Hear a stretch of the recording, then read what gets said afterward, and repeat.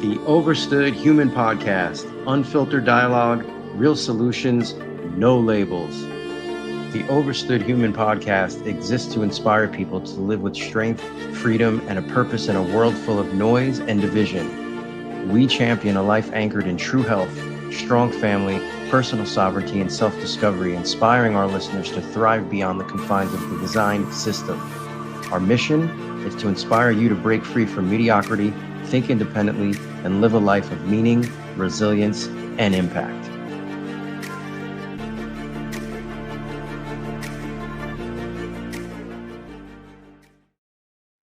What is up, Sarah? How you doing today? I'm good. How are you? I'm good. I'm good. I've been waiting to have this conversation with you since we first talked about it. Yes. Yep, we are diving into weight loss drugs today. People, applause. I know everyone's going to be happy to hear this one. This is such a big thing in society nowadays, and it I'll be quite frank with you, it drives me crazy. But we have the medical professional here to ease all of your minds, and maybe to who knows, maybe by the end of this, my perspective will be shifted on it. So, weight loss drugs, is it worth the risk? Guess we could start there, Sarah. What's your take on that? Well, this might be something that we actually agree to disagree on. Um, so it's kind of fun when we talked about this earlier, and I said, "Well, I'm going to actually come at it with a different take." Gosh, I see so many of my patients who are obese, and ideally, yes, I say eat a clean diet, exercise, get proper sleep, make sure you're drinking enough water, get in the sun, like all those things that we can just burn into their brains, but they don't do it. It's so much Mm, easier to stop at fast food and stop all these places. So, in a world with no weight loss drugs, I would say that'd be amazing, but that's not what's going on. And we're living in a society that is extremely obese. So, I have to look at least in my practice, what are the risks that these patients have for diabetes, high blood pressure? It starts with insulin resistance, um, high cholesterol, though I don't really care about that, but metabolic dysfunction, right? Cancer, which is rampant right now. And so my obese patient is literally a ticking time bomb. And I can tell mm, them all I want, like, you need to get up and you need to start moving and you need to stop putting a fork to your face. It's very easy for me to say. It's not very easy for them to do. And when they're in pain because they're so inflamed and it hurts to get up and it hurt their knees hurt, their joints hurt, they're on 15 different prescription meds. um, for me, adding a little peptide to help kind of get that process started so that I can wean them. My goal of any patient that comes to my practice is whatever list of prescription meds they're on, I'm hoping that I can eventually get them off all of them. My goal is mm, that my patients don't take any prescription meds, and we can do that. We've done that. But mm, if they come in with a bunch of meds and they're a ticking time bomb, adding a little peptide to help expedite the process and get them where they're finally their inflammation's down and they can start moving. The goal is not to keep them on the peptide. We can, semaglutide, tirzepatide, all those things, Zepbound, whatever, however you want to call it. So if I can get my patients to a point where they are their inflammation is down metabolically, they're back into homeostasis, and I can wean that peptide, um, I'm all for it, and I know that's controversial, whatever, but I see it, I oh, have patients on it, and I can see them improve, and when they feel better, they move more, their outlook on life improves, their outlook on themselves improve, right? When you're overweight and you're inflamed and you feel awful, like you're in almost like this self-pity party. And to break away from that and say, I'm all done, it doesn't happen. Not human minds are weak at times. And so I am in favor of it to a certain degree, not a lifestyle forever, but definitely something that can nudge them into a healthier direction. So what? Well, for anyone that doesn't know, let's start here. What, like, let's say Ozempic, for example, Wegovy, like more of the weight loss Mhm. drugs. Um, correct me anything that I say that's incorrect, but to my knowledge, it's a venom from the Gila monster, which is like a reptile, correct? Mhm, And it's what is it? Exendin 4 is the hormone mhm, that the Gila monster has. That's what enables it to regulate the blood sugar and kind of curb the appetite of the patient taking it. mhm. Is that Yep. is that Yeah, it correct in has saying that? several It is. different mechanisms of action, but yeah, that is one of them. Mhm. Okay. Um, So what's the difference between, say, Ozempic and Wegovy versus, say, like the what is it, the BC 157 for more like joint pains? I mean, that type of a peptide. Because when you hear a lot of when you see a lot of these lawsuits popping up and like bad symptoms and side effects, it's always what comes up in the news is more of the Ozempic and Wegovy. You don't really hear anything bad about like the other types of peptides. Mhm. Why is that? Well, because those are FDA approved and the other peptides right now are not FDA approved. So you can get Mhm, uh, semaglutide or Wegovy or mhm, tirzepatide, Zepbound, whatever. You can get those as prescriptions, where BPC mhm, 157 is typically going to be people getting those as often as a in third party lab or it's experimental. Um, and yes, I read those lawsuits. I see that.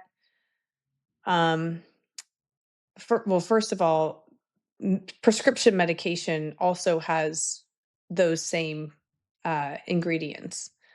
So mhm. does a lot of makeup and stuff that we apply to our skin. I mean, there's toxins in all of the things that we utilize, and so to say that that's what that is and that it's not in anything else would be in not appropriate.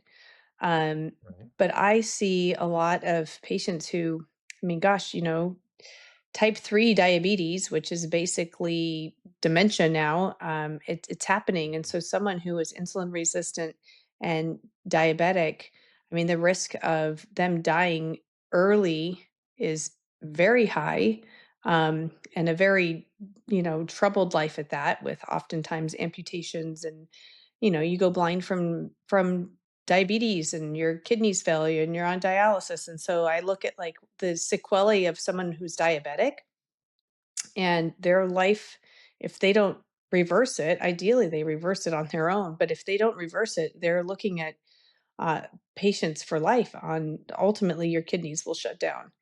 Um, Right.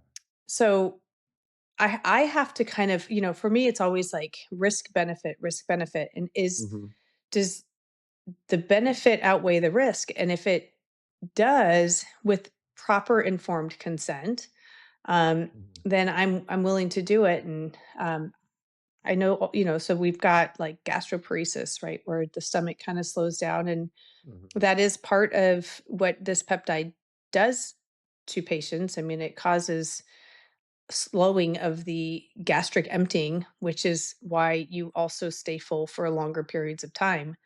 Um, is there and then you look at like, well, the blindness, although I have had several patients on it, and my patients really, the only side effect they experience if we go too fast, which I don't, I go very, very slow, can be some nausea, maybe a little bit of diarrhea. mhm. But I've had patients lose 40, 50, 60 pounds on on peptides to help with weight loss, and the goal is to wean them completely, and that's a possibility. You really have to kind of train them, though. It's a whole lifestyle change. I hate the word diet. I think that that is misused so many times. So it's not that you need to go on a diet. You need to change your lifestyle.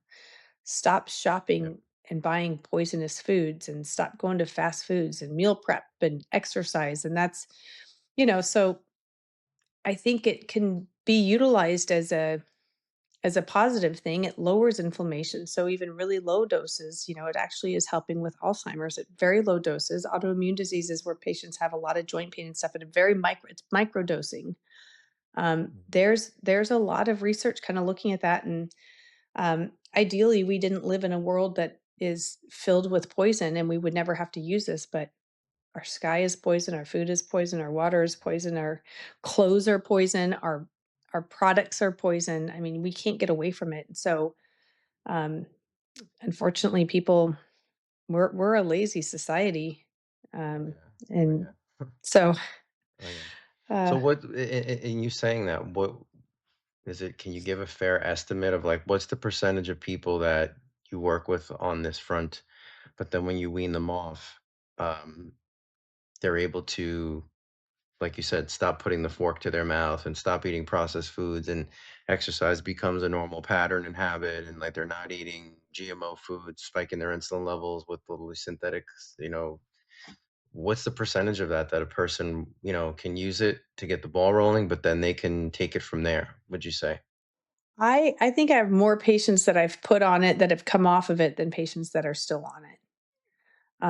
But it is, I don't like I want them exercising, right? So I think one of the big things is um, loss of muscle, and Mhm, that's a problem. But any person going on a diet will lose muscle, right? So if I decide that I need to lose 20 pounds, I want to lose 20 pounds, and I'm going to do it through diet. And I'm not, I mean, for me, I'm, I work out at the gym, but if I'm a typical person who's not a big fitness person and I want to lose 20 pounds, I'm going to lose muscle. It's going to happen regardless. Um, and some fat. So it's really teaching people how to build muscle while they lose fat, but mhm. change their outlook, change what you're doing, because what Yeah. you're doing is obviously not working. Um, Hmm. I think some people do use it as a crutch though. They're like, "Oh, I can eat whatever I want because I'm on this peptide." Well, that's not how it works. That's not how it should work. Um, is it being used too That's much? Maybe, but yeah, and that's my thing that always raises a red flag with me. This reminds me of like when I remember in the late 90s, I started training people in 97, and I feel like around that time, early 2000s, like everyone was getting gastric bypass surgery. That oh was like gosh, such yeah. a big thing. Hmm. And everyone, almost everyone that I knew of that did that ended up passing away. Whether they Really? got the lap Hmm. band or gas, yeah, either or. And I always said, it's like, okay, you're eating less, but you're still eating crap, Hmm. but you're eating less. Yeah. You're just eating less crap. But so Yeah. if you've never really learned embodied the concept that food is medicine, great, you're in a calorie deficit, but you're still in a calorie deficit of crap food, Mhm. Mhm. right? Yeah. So that's what this reminds me of in a sense. It's I guess I'm old school in my thoughts because it's like growing up in the fitness world, what's become socially acceptable now, back in the day, you would have been like, yeah, you're on a steroid cycle. Yeah. It's just Yeah. it's just what it is. And look, I know hormone therapy has its place for people at the right age, but Mhm. this is the thing too. A lot of people I know that are getting hormone replacement, especially men, Mhm. they're not taking the doses that the doctor's recommending they take. They're doubling it. They're like, yeah, I'm getting so much more stronger and I Mm. feel like muscle and my erections are better. And like, so it becomes this dangerous thing where now people can legally go get this stuff and they're abusing it. And Mhm. a lot of these doctors prescribing, say, I'm talking hormones here now, I Mhm. feel like they don't test the blood markers adequately enough. Mhm. And as you know, right, if for a woman, right, if their estrogen goes way high, then what's the probability of some sort of like a breast cancer, right? And a man, if the testosterone goes way too high, right, like what's the probability of some sort of cancer in the male, testicular cancer, things like that. So, is it safe to say that, like, these things need to be, like, closely monitored, or is there, Yeah. because again, you're playing with fire here in a sense, like, it could go the other way when you're taking this stuff if you're not doing it properly, kind of what you said earlier. Yeah, for sure. And anyone that's under any of this, whether they're taking a peptide to lose weight or whether they're on some sort of hormone replacement therapy, ought to be under the supervision of a medical provider. Um, Mhm. I offer hormone replacement therapy at my clinic, and when I first start a patient out, male or female, every 3 months we're redoing labs and Nice. checking what their markers are. I have patients that come to me though, um, and they've already been on hormones from some other provider. And I ask them, I'll say, "Oh, how often did you get your blood tested?" And they're like, "Oh, never again." I'm like, "What do you what?" They're like, "No, they would just go Yeah. off of how I feel." Now, testosterone, Yeah. the FDA has now labeled that as it's a controlled substance. And so if I Mhm. have a patient and I write a prescription for a particular dosage and they run out too quick, the pharmacy will not release another vial for them until it's time. So sure, people are getting it on the black market and whatever. Yeah. And you can't control that, Yeah. it's, but you know, people are taking chances. And if we want a free country, whatever, and they want to go do that, as long as they understand the risks Yeah. associated with it, for sure, and would never advise that. But I as a Mhm. provider, like, it's on me. If someone's testosterone is too high and they're one of my patients, we're backing off. And Yeah. maybe after a year of checking every 3 months, and then I go to every 6 months, if their labs continue to stay stable and it doesn't Mhm. fluctuate a lot, then we can push that out a little bit more. But at the onset of going on hormones, um, I I'm I check labs pretty frequently. Um, And is there a minimum age? Like, would you put uh, a 20-year-old kid that's obese on some sort of a peptide or a semaglutide, like, would you, or even hormones, like, to assist? What does that look like from your perspective? Not so much hormones, and what's actually really sad is that younger and younger men are coming in with super low testosterone. It's actually quite frightening. And it's Yeah. due to all of the parabens and forever chemicals and endocrine disruptors that they're engaged Mhm. in, microplastics, glyphosate. You've got to think about, like, our skin is the biggest organ in our body, and it's porous. And so what you put on Mhm. your skin is going to be absorbed. So whether it's your laundry soap or your dishwasher soap and you're drinking out of these glasses, or your Yeah. shampoo or conditioner or body wash or lotion or hair gel or cologne, oh my gosh, this stuff is so toxic Totally. for you, right? Yeah. Mhm. And so all of these things are disrupting the hormonal pathway. And so younger and younger men are coming in with very low testosterone. I wouldn't put a young male patient on testosterone because it's going to cause a negative feedback loop. And so what you do make will be inhibited because you're getting it from a different source. Right. And so weaning I typically will tell my male patients who I start, like, when we start this, you got to assume that you're going to basically be on this for for a very long time. And when you're ready to get off of it, you're going to go through changes, in your testosterone probably will never actually be at the level that The we've got same. even now. Yeah. Yeah. It decreases sperm count. So if I've got a male patient who wants to have kids, I'm not putting him on it. There are some peptides that can boost growth hormone that aren't going to cause any kind of problems. And I hope and pray that more and more peptides become more readily available, because I think there's a lot of benefit. I think the world of medicine and changing and lasting longer, this anti-aging medicine and healing will be a lot of peptides. um, I think that's going to be. I hope and pray that that's going to happen. So I can put a patient on a peptide that's going to naturally boost their growth hormone, that will then have a positive impact on their testosterone production. But if they don't change their lifestyle, it doesn't matter. I tell patients all the time. I say, I cannot out supplement a poor diet. So here's your labs. This is where we're low in. This is where we need to fix. And I'm going to put you on a slew of supplements.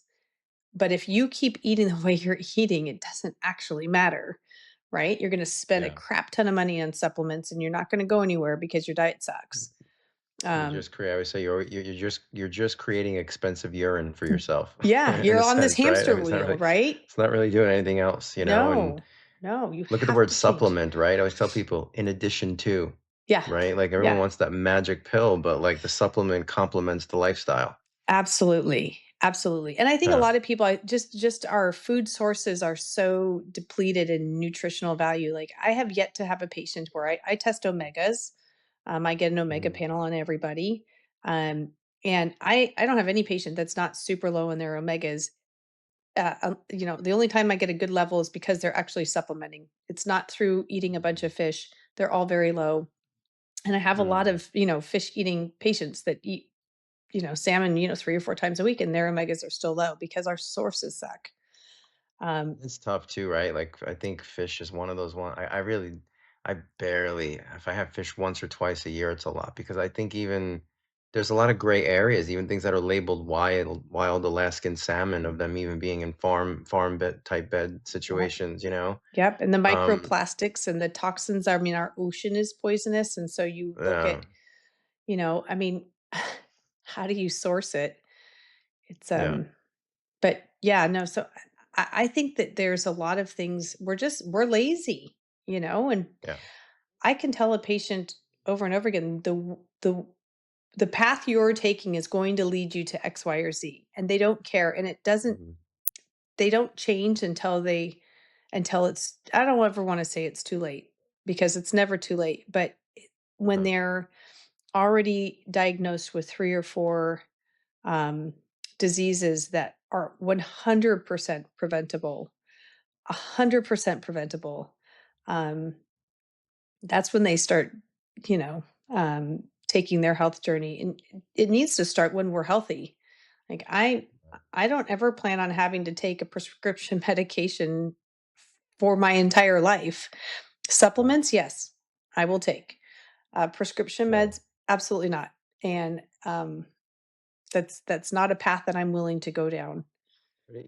It's pretty wild, right? Living in a society where when it comes to business, when kids are in school or even you watch sports, no one's ever interested in playing catch up, Right. right? Like everyone wants to be ahead of the curve. But yet when it comes to their health, it seems to be that like people are okay with that, which is like mind blowing to me, Yeah. you know? Um, so would you say then, can we agree on this? Can we agree that this type of stuff should be prescribed when a person has exhausted all of their options and they're basically a heart attack away or something like that? Like, is it safe to say that this isn't, if a person comes to you and they haven't experimented with anything, would this be your first line of defense for them? It wouldn't be my first line of defense, right? First thing is, like, get Mhm. moving. Like, move your Yeah. body, right? We Hmm. society we're used to sitting at a desk and not being in the sun, and 8 Yeah. 10 hours 5 days a week, we're just stagnant. and, Right. and I get this so many times, I don't have enough time. I'm like, you do. If I'm working 12 14-hour days and I'm able to hit the gym and get to my personal trainer, then you can too. You have to take something away, right? I can't tell you the last time my TV was turned on. I don't even know where my remote is. So you have to decide, like, what am I going to replace, uh what am I going to take away so that I can get my workout in? Maybe you have to get up at 5 in the morning. Maybe don't watch your favorite show at night, or your whatever, god forbid you're watching the news, but um you have to find something that you're willing to give up to replace it with that. And so if I can find time in the day, it's doable, right? And I have to sacrifice something else, but I don't, I don't watch Yeah. movies, I don't watch TV. Yeah. It's not, Yeah. if I And was a TV addict, I wouldn't have time for the gym. sure, sure. And it's so important too, and we've talked about this before, how muscle is the key organ for longevity, right? Yes. So I know for myself personally and people that I've coached over, God, almost 3 decades, but the fasting portion of my work has really been, I'd say, like the last 10, 11 years with Mhm. people, Mhm. you know, definitely for myself. And people always have this preconceived notion that if I fast, I'm going to lose a lot of muscle tissue. And I found that to be opposite. And typically in the beginning, when a person starts fasting, you're not really losing muscle. It's inflammation coming down. Sure. Most people are walking around so chronically inflamed, Yeah. right? Holding so much water weight, so much inflammation. Um, but what I found with, let's just say for myself, when I first started fasting, I think like in the first year, and this was going just from just normal, 16/8 window of intermittent fasting, Mhm. and then just slowly, slowly, slowly progressed. But even with a 16/8 window in the first year, I think I lost close to 30 pounds, and I was never fat. Like Mhm. I've always been somewhat in shape, but when I look back at video and photo of myself, I was inflamed, and little did I know that that was more from oxalates and lectins. I was the big, like, you have to have a dark green salad every day. You have to have a 32-ounce green juice every single day.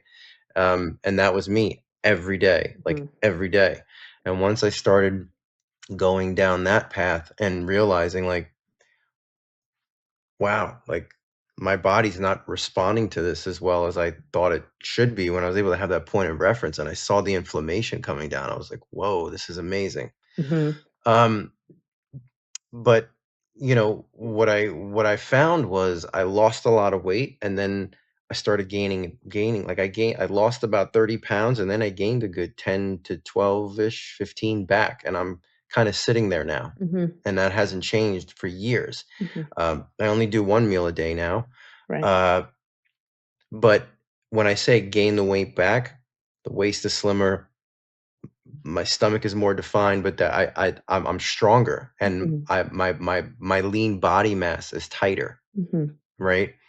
And there is, like, I've studied the work of Dr. Jason Fung, Fung. I don't know if you've ever heard of him, but he's Mm-mm. big on intermittent fasting.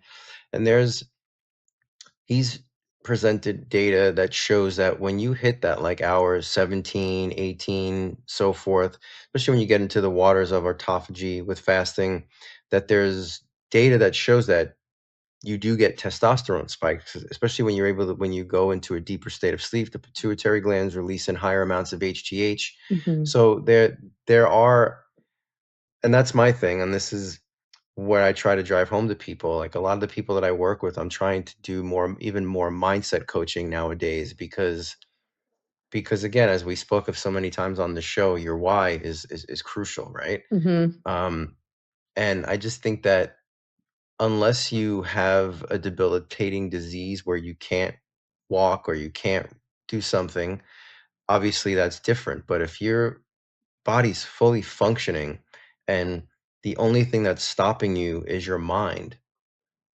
then that's where I want to, like, really try to help the person, because as we said, if you do not correct the patterns and habits, I mean, once you come off of this stuff, what's gonna, I mean, does all the weight come back? Like, what? Because I mean, Yeah, I mean, it's you're gonna do that yo-yo. Even yeah. with, I worked in surgery for a long time, and a lot of the surgeries were gastric bypass and sleeves, and Mhm. even back in the day when we had the lap bands,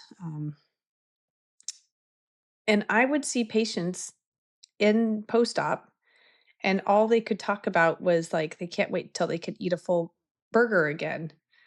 And I'm like, "You just completely changed the anatomy of your body Yeah, to lose weight, and the first thing you're thinking of is, like, how you because literally it's a couple bites and that's all you can do.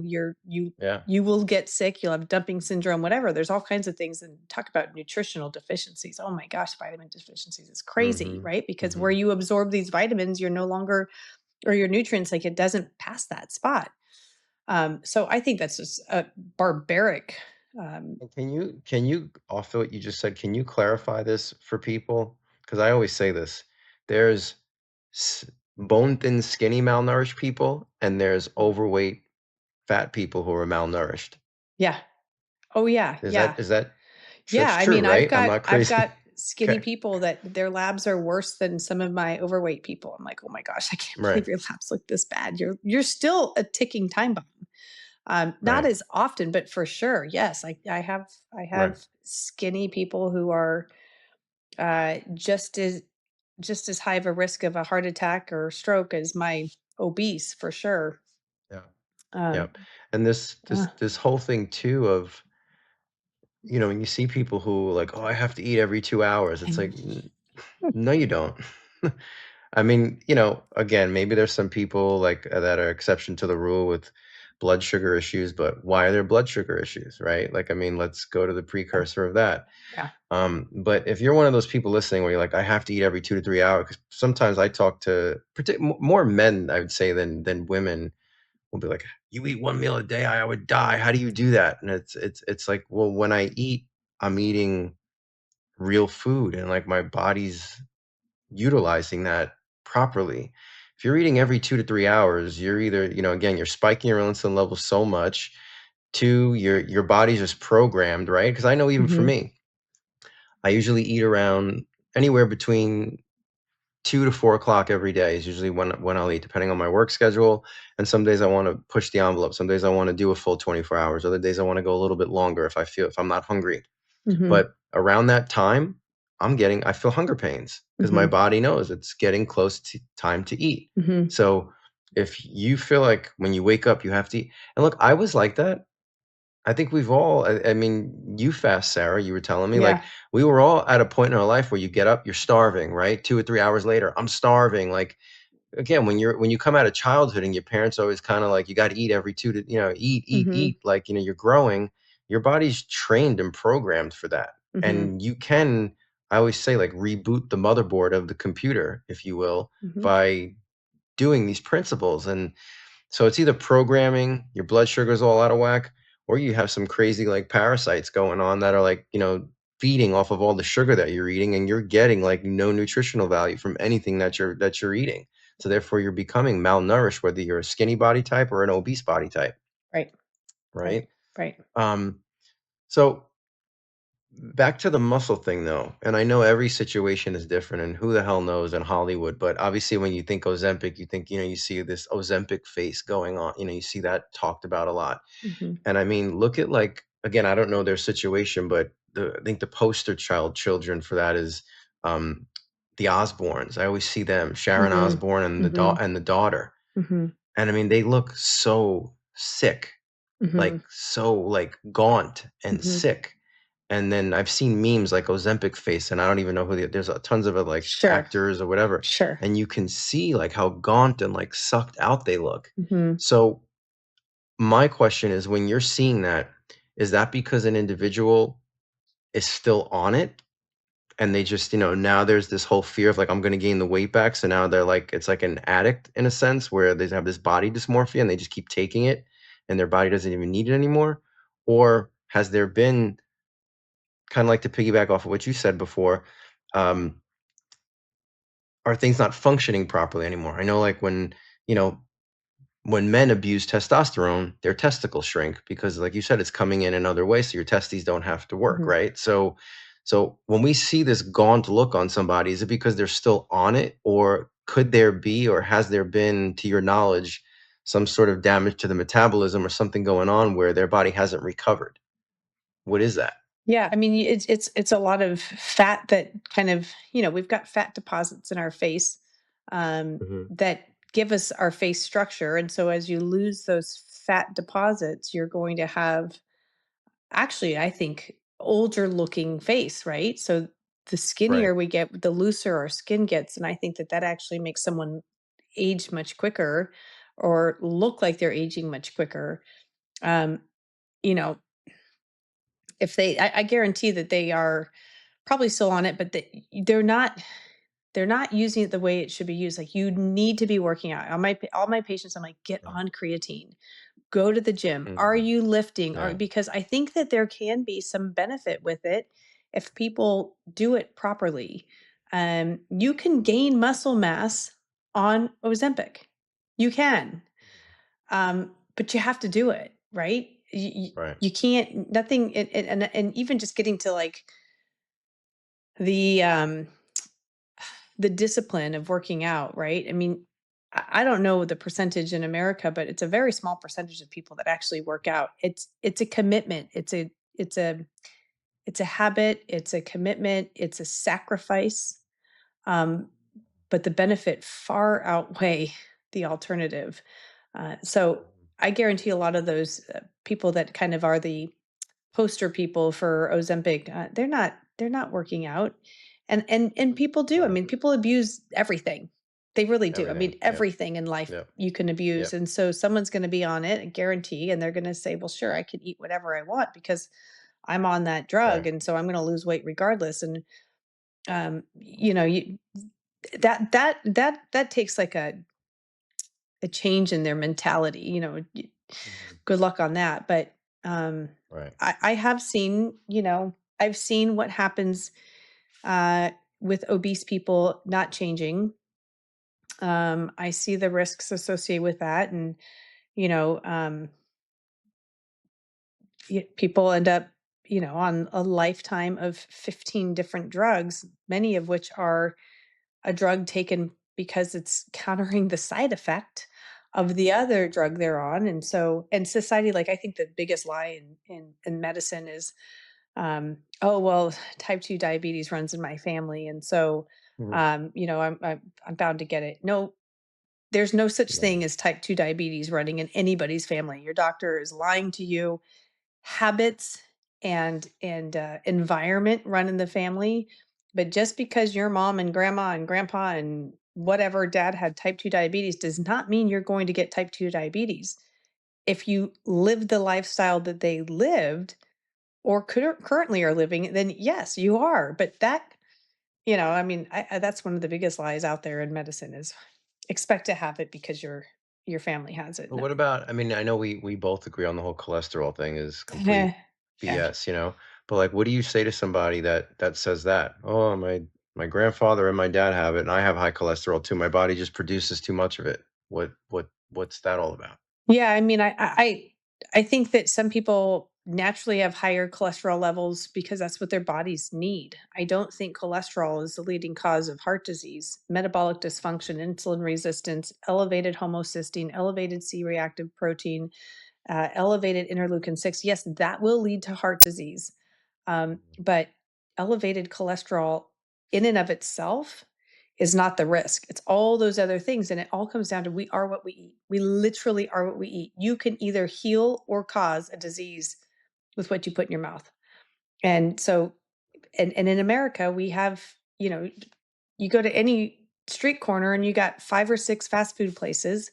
You got donuts, you've got cookies, you've got, so then it has to be like you have to make that conscious choice to change what you're doing. And it's never too late, but gosh darn it, you can start it now and prevent even having to go through any of that if you just, you know, Yeah. get your butt up and go to the gym, turn the TV off, go to the gym.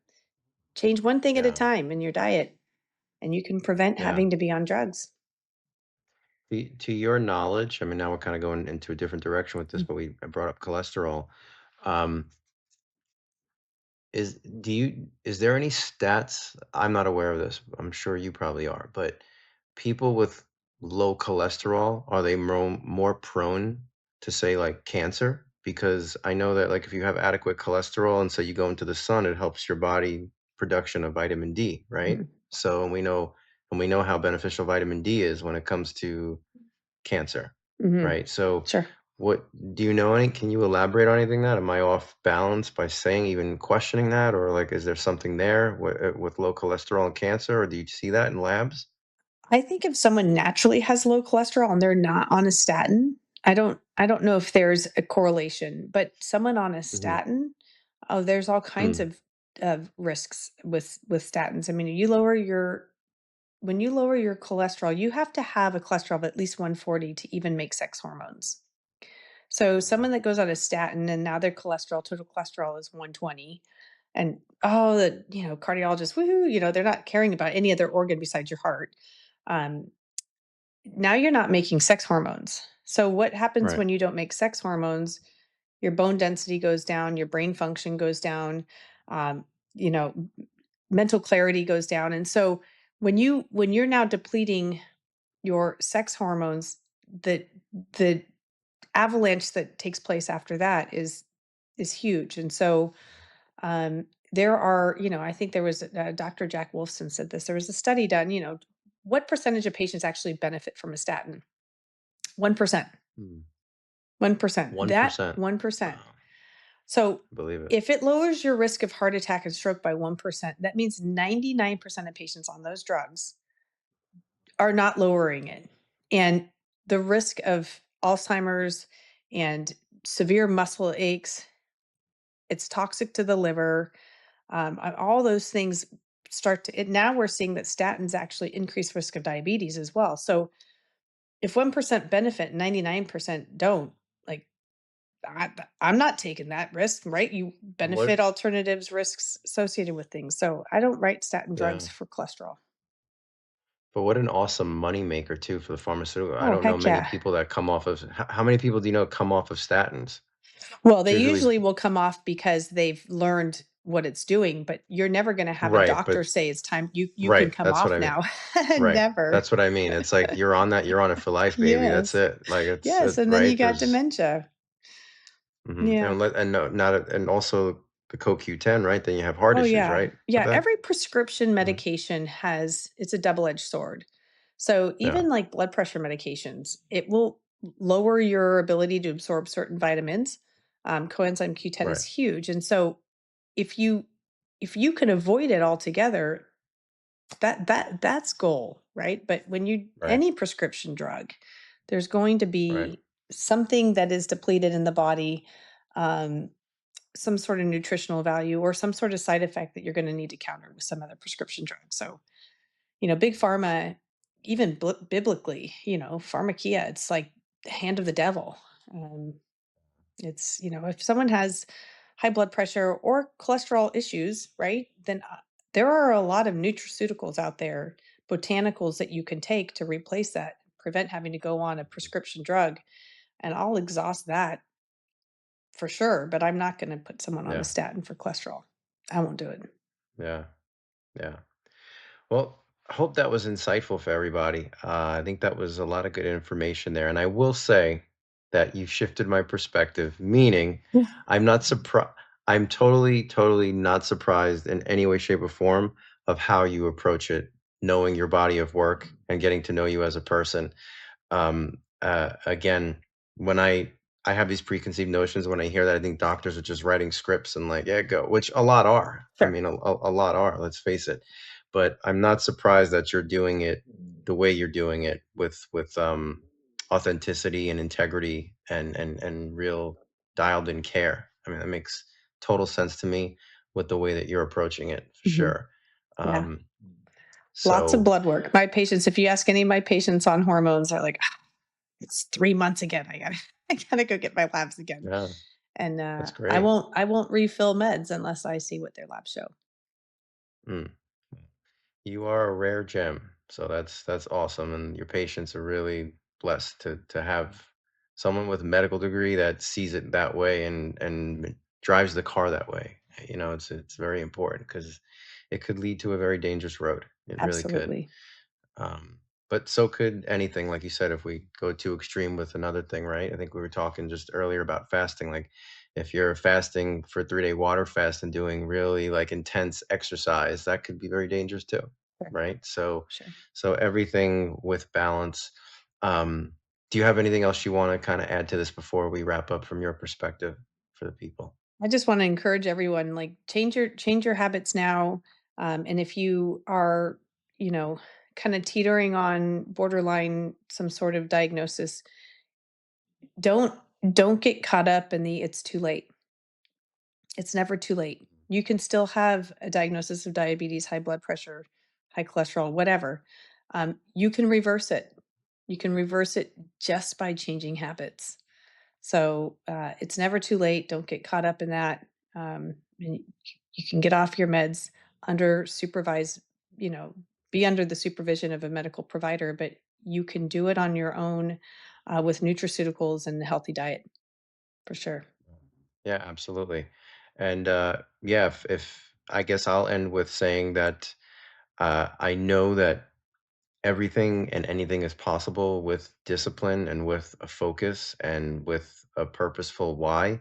Mhm. And each and every one of you have that potential within you to be able to make that change. And I would say, do not let society, do not let media tell you anything different, because it's trying to. That's all part of the matrix that we talk about here. Mhm. There's a push and a motive and an intention to make you feel powerless when it comes to taking your own health into your own hands. That you need this and you need that and you need that and you need this. But really, at the end of the day, as I said earlier, the core message of my body of work of Fit Over Pharma is just that, is to help you fit over the pharmaceutical world Mhm. and needing things. And as long as there's willpower and there's a focus and you know that you want to get from point A to point B, you will do whatever it takes to do that. And nothing is off the table within reason, obviously. It just requires a focus. So you have that potential within you. It's always been there. You just lost touch with it. Yeah. And it's our passion to be putting this content out for you guys to reevaluate help you reevaluate your purpose and find your way back home, which is to your true self, to optimal health and a place of balance. So with that, I am Frank Tortorici. And I'm Sarah Green, and this is the Overstood Human Podcast. Thanks for listening. See you guys next time. Thanks, Sarah. Thanks. Thank you for watching the Overstood Human Podcast. Be sure to join in next week. This podcast is for informational purposes only and is not intended to be a substitute for professional medical advice, diagnosis, or treatment. Always seek the advice of your physician with any questions you may have regarding a medical condition. Always consult with your physician before starting any exercise program or doing anything contained in this podcast.